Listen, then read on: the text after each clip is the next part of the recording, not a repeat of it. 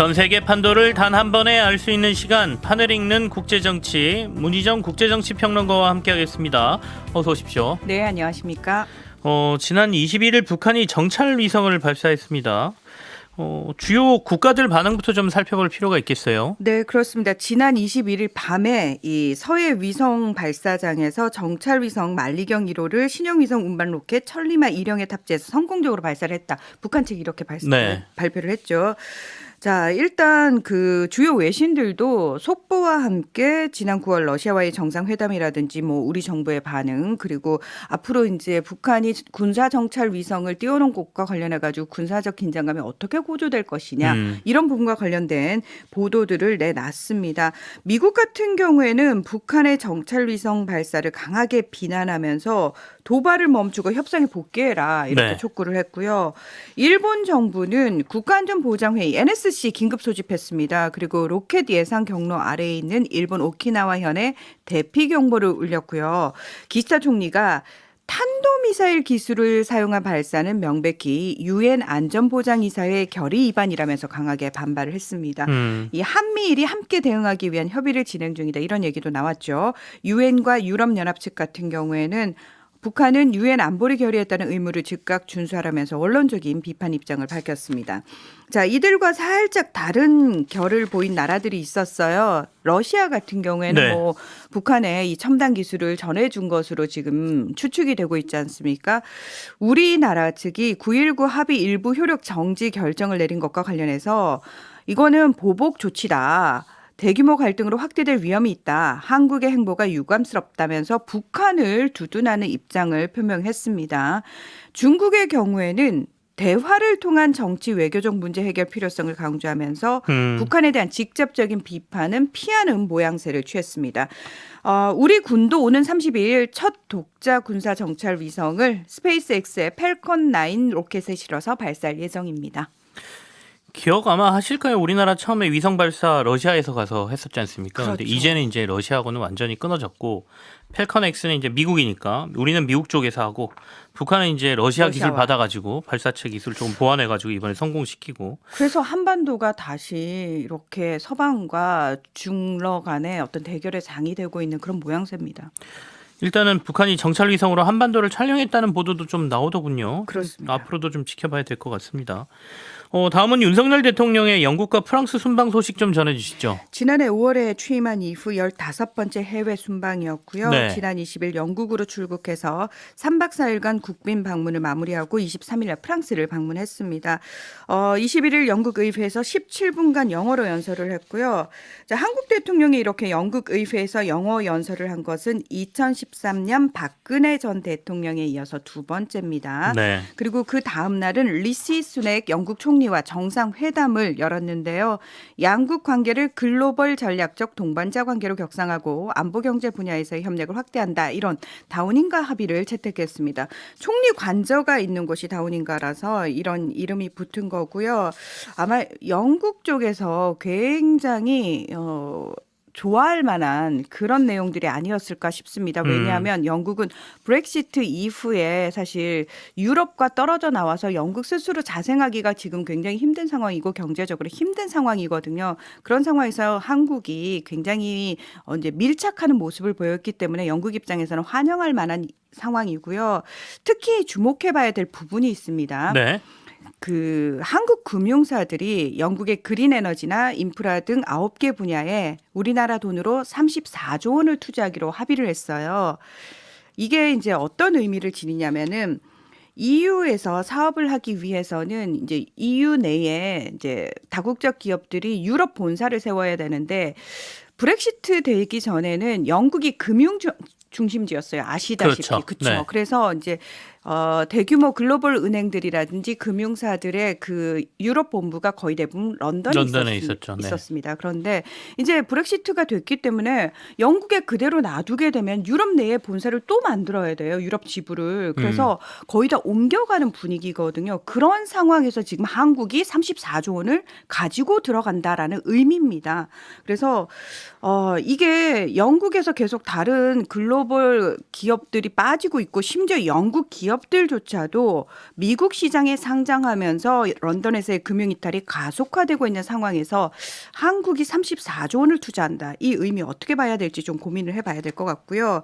자, 프랑스로 가서는 뭐 엑스포 유치가 주 목적이었다라고 얘기를 하고 있죠. 네. 그런데 5개월 만에 마크롱 프랑스 대통령과 조찬을 겸한 정상회담도 했습니다. 그리고 이 부산 개최를 지지해 줄 것을 호소하기도 했고요. 이 투표 28일 날 있습니다. 익명 투표로 결정이 되고요. 그런데 이제 제가 프랑스 이제 언론을 좀 찾아봤더니 윤 대통령의 방문과 관련된 기사가 거의 안 나왔습니다. 네, 그리고 이 엑스포 유치를 호소했다 이런 얘기도 거의 나오지 않았습니다. 한편 윤 대통령은 올해 2월을 제외하고 매월 해외 순방 일정을 잡고 있고요. 이번 영국과 프랑스 방문을 제외한 14번의 순방에 들어간 돈만 총 651억 8,700만 원입니다. 한 나라를 방문하는데 25억 원꼴로 이전 정부의 2배에 달하고 있습니다. 어쨌든 28일 날 엑스포 개최지 선정이 있는데 부산이 열심히 뛰고 있는 거고 그것 때문에 또 대통령이 거기 가셨다고 하니까 좋은 결과가 있기를 좀 바라보겠습니다. 근데 이제 그 이번에 해외 언론에서 좀 주목을 받은 게 김건희 여사에 대한 영국 언론의 보도가 눈길을 좀 끌었습니다. 그렇습니다. 이 대통령 내외가 찰스 3세 주최로 국빈 만찬을 가진 21일 날 영국의 데일리 메일이라고 하는 일간지가 김 여사와 관련된 2개의 보도를 내놨습니다. 네. 하나는 뭐냐면 매우 논란이 많은 한국 영부인 사업가이자 학자인 김건희가 조세 회피와 표절, 주가 조작으로 비난받고 있다는 제목의 기사를 통해서 대학 재학 시절부터 현재 위치에 오르기까지 각종 의혹에서 자유롭지 못했고 경력 과대 포장에 대해서 TV 생중계를 통해 사과를 하기도 했다면서 관련 의혹을 상당히 자세히 다뤘습니다. 네. 자, 그리고 또 하나의 기사가 있었어요. 이게 아마 이제 우리나라 언론을 통해서 많이 회자가 된 그 보도인데요.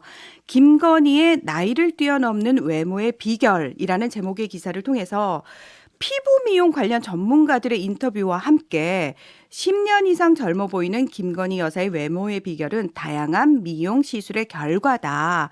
이런 내용을 담았습니다. 그런데 우리 언론들은 거의 대부분 네. 김건희 여사 미모에 푹 빠진 영국 10년은 젊어 보인다. 51세 맞아? 김건희 동안 외모에 영국 언론 깜짝. 나이 거스르는 외모 놀랍다. 김건희 여사 외모 패션에 감탄한 영국. 이런 제목으로 인용해 보도를 했거든요. 이런 보도 행태에 대해서 원문을 충실히 전달하지 않고 있다는 취지의 비판이 제기되기도 했습니다. 네네. 그 노컷뉴스가 이 관련 기사의 최고 평가를 받은 댓글 5개 정도를 뽑아서 보도를 했던데요. 이게 별로 긍정적인 내용들이 아닙니다. 예. 이 참고로 영국 출신 프리랜서 기자인 라파엘 라시디에 따르면 영국에서 가장 선정적인 스토리를 찾으려면 데일리 메일만 찾으면 된다. 존경할 만한 한국 매체들도 데일리 메일을 인용한다는 것은 꽤 충격적이다. 이런 지적을 내놨습니다. 그러니까 어느 언론사가 어떤 의도로 이런 보도를 내놨는지에 대해서 조금 고민을 한 다음에 보도가 나왔어야 되지 않을까라는 생각이 듭니다. 전형적인 우리가 황색 언론이라고 하죠. 옐로우 저널리즘. 맞습니다. 적인 기사이고. 그렇죠. 이거 기사 인용 보도 잘못하면 그 큰일 나지 않습니까? 거기 폐간되고 그렇게 되는데 그렇죠. 이것도 제대로 확인했는지 저희가 확인을 해야 되는 것 아닌가 싶기도 하고요. 자, 어쨌든 지금 해외에 나가 있는 윤석열 대통령과 김건희 여사에 관련된 보도까지 저희가 좀 살펴봤고요.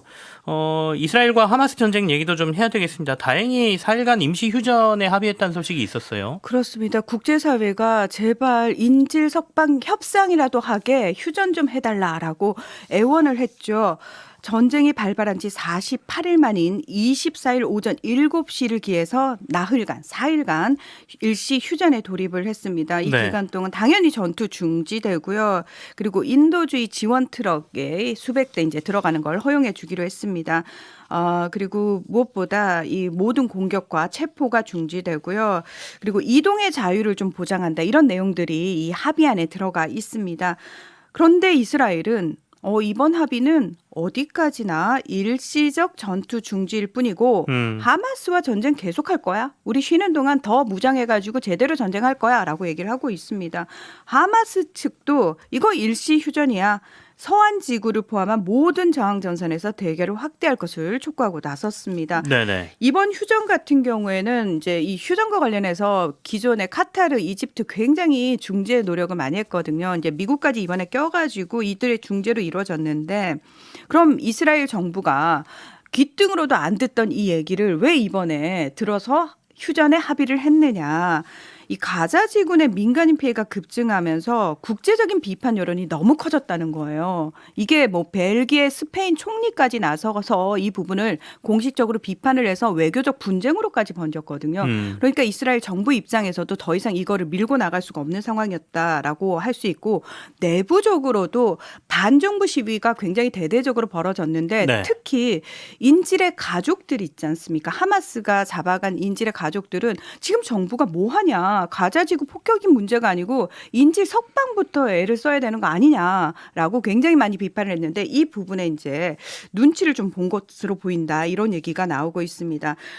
근데 이 이스라엘 내부적으로 네. 이거 휴전할 건지 말 건지를 의논하는 과정에서 극우 정당의 그 장관들 3명은 여전히 찬성을 안 했다고 합니다. 다행히 인질하고 팔레스타인 주민 석방 소식도 좀 있었습니다. 그렇습니다. 이 하마스는 가자 지구에 억류하고 있는 약 240명의 인질 가운데 50명을 석방을 하고 네. 추가로 인질 10명이 석방될 때마다 하루씩 휴전이 연장될 거다, 이렇게 설명을 하고 있는데요. 이에 이제 맞서가지고, 그러니까 이스라엘 인질 1명당 팔레스타인 체포된 주민 3명의 꼴이에요. 그래서 팔레스타인 수감자 이스라엘이 150명을 석방을 하고 가자 지구에 추가 인도주의 지원이 들어갈 수 있도록 허용을 하겠다, 이렇게 서로 양보를 했습니다.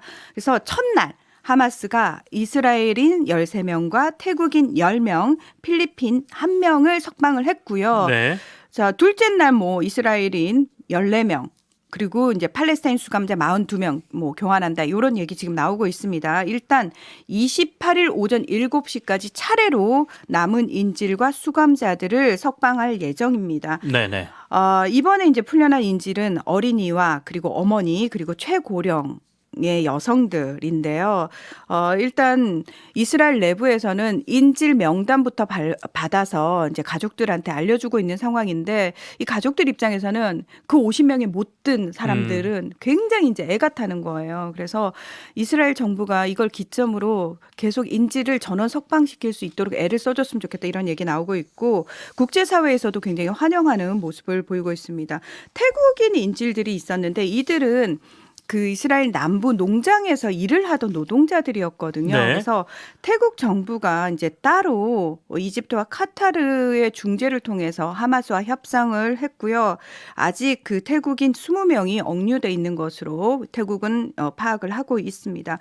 그리고 이제 휴전이 된다고 하니까 북부에서 피난을 내려왔던 주민들이 우리 집 어떻게 됐을지 궁금하잖아요. 네네. 그래서 수천 명이 이제 집으로 돌아가려고 하니까 이스라엘 군에서 북부로 이동하지 말라고 명령을 내린 겁니다. 그리고 그걸 듣지 않는 피난민들에게 총격을 가해서 사망자와 부상자가 발생을 하고 있다, 이런 얘기까지 나오고 있는데, 휴전 기간에 이렇게 민간인들의 자유 통행을 막는 거는 전쟁 범죄라고 국제인권단체가 지금 굉장히 비판을 하고 있습니다. 여러 가지 이스라엘이 뭐 국제사회의 비난을 좀 받는 상황이긴 한데, 어쨌든 휴전이 종전까지 좀 이어졌으면 하는 바람이 있는데 쉽지 않아 보이기도 합니다. 그렇습니다. 다음은 아르헨티나로 가볼까요? 아르헨티나 대통령 선거에서 극우 후보가 당선이 됐다고요? 진짜 말 그대로 돌풍을 일으켰어요, 이 사람이. 그 아르헨티나에도 첫 번째 투표에서 과반을 차지하지 못하면 결선 투표를 하거든요, 대통령 선거. 근데 사실 이 사람이 첫 번째 투표에서 2위로 올라왔어요. 그럴 때만 해도 설마 되겠느냐라는 얘기가 많았는데, 네. 그리고 초박빙의 승부가 벌어질 거야, 그래도 결국 질 거야라는 예상이 정말 많았는데요. 19일 날 결선 투표에서 하비에르 밀레이라고 하는 이 극우 성향의 후보가 55.69%를 득표해서 10% 이상 압도적으로 이겼습니다. 심지어 개표 초기 한 2시간 지나니까 상대 후보가 지금 현재 정권의 재무장관인데 내가 패배를 승복한다라고 먼저 승복 선언을 할 정도로 압도적이었다라는 겁니다. 자, 이 사람 어떤 사람이냐? 공약으로 이런 걸 내걸었어요. 아르헨티나 페소와 같이 떨어졌으니까 이거 대신 달러를 공식 화폐로 도입하겠다. 네. 중앙은행 다 필요 없어. 폐쇄하겠다. 네. 그리고 신생아와 장기 매매 허용해 주겠다. 네.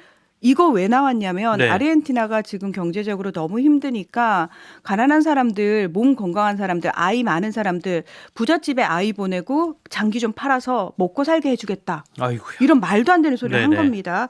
그리고 문화, 교육, 환경, 여성 이런 정부 부처들 다 돈 잡아먹는 괴물이야. 그래서 지금 정부 부처 8개로 줄여버릴 거야. 라고 이야기를 하고 있습니다. 이 과격한 언행과 극단적인 선거 공약 때문에 아르헨티나의 트럼프다라는 별명이 붙어 있는데요. 심지어 정부 그 지출을 다 삭감하겠다라는 의미로 전기톱을 들고 다녔어요. 그래서 전기톱맨이라는 아이고, 별명도 네. 있습니다. 이 사람 그 경제학자인데요. 방송을 통해서 유명해졌습니다. 근데 방송을 통해서 뭐 좋은 말을 한 게 아니고요. 욕설, 막말 이런 걸 했는데 다음 달 10일 날 이분이 취임을 하게 되거든요. 네네. 4년간 아르헨티나의 대통령이 이런 사람이 됐습니다. 아르헨티나 국민들은 왜 이 사람을 뽑았을까요? 그러니까 기존 정치인들에 대해서 실망을 워낙 많이 하니까 이 분노를 이 방식으로 표출을 한 건데요. 그래서 아마도 이제 유권자들의 이 사람이 정치적 이념을 중시해서 유권자들이 뽑은 게 아니고 그냥 지금 처해 있는 경제적, 정치적 어떤 좌절감을 표출한 거다. 이렇게 이야기를 하고 있습니다. 알겠습니다. 지금까지 문희정 국제정치평론가와 함께했습니다.